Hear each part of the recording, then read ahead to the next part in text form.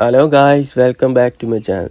അപ്പോൾ ഇന്നത്തെ ഒരു ചെറിയ വീഡിയോ ആണ്. കഴിഞ്ഞ വീഡിയോയിൽ നമ്മളൊരു ക്ലാസ് ടി ആംപ്ലിഫയറിൻ്റെ വീഡിയോ ചെയ്തിട്ടുണ്ടായിരുന്നു. ഇതാണത് 500 വാട്ട് RMS ഉള്ള ഒരു ക്ലാസ് ടി ആംപ്ലിഫയർ.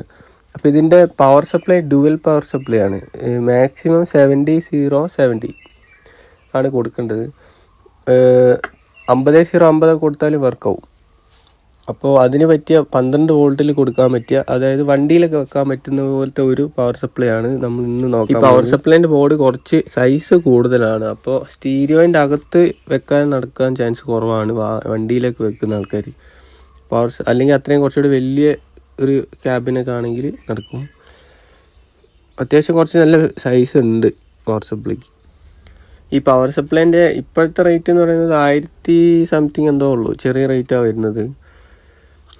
കൂടിയ വിലേൻ്റെ സാധനമുണ്ട്. ഇത് കുറച്ച് വലിപ്പമുള്ളതല്ലേ. ഇതിൻ്റെ കുറച്ചും കൂടെ സൈസ് കുറവുള്ള പവർ സപ്ലൈ ഉണ്ട്. പക്ഷെ അതിന് വില കൂടുതലാണ്. 2500 കൊണ്ട് വരുന്നുണ്ട്.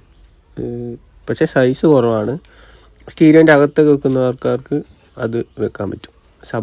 സബിൻ്റെ ബോർഡ് ഡ്രൈവ് ചെയ്യിക്കാൻ വേണ്ടിയിട്ടാണ് നമ്മൾ ഈ പവർ സപ്ലൈ ഉപയോഗിക്കുന്നത്. അതായത് 12 ഇഞ്ചിൻ്റെ 350-400 വാട്ട് RMS വരുന്ന സബ്ബുകളൊക്കെ ഉണ്ടാവുമല്ലോ, ഡബിൾ മാഗ്നറ്റ്.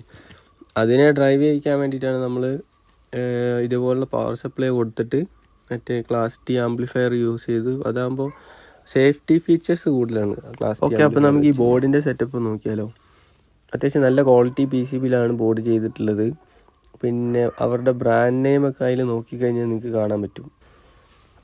വാഹനങ്ങളിലൊക്കെ ഉള്ള DC സപ്ലൈ 12 വോൾട്ടിന് 50-0-50 മാറ്റി കൺവേർട്ട് ചെയ്തിട്ടാണ് നമ്മൾ അതുപോലുള്ള ക്ലാസ് ടി ആംപ്ലിഫയറുകൾ യൂസ് ചെയ്യുന്നത്.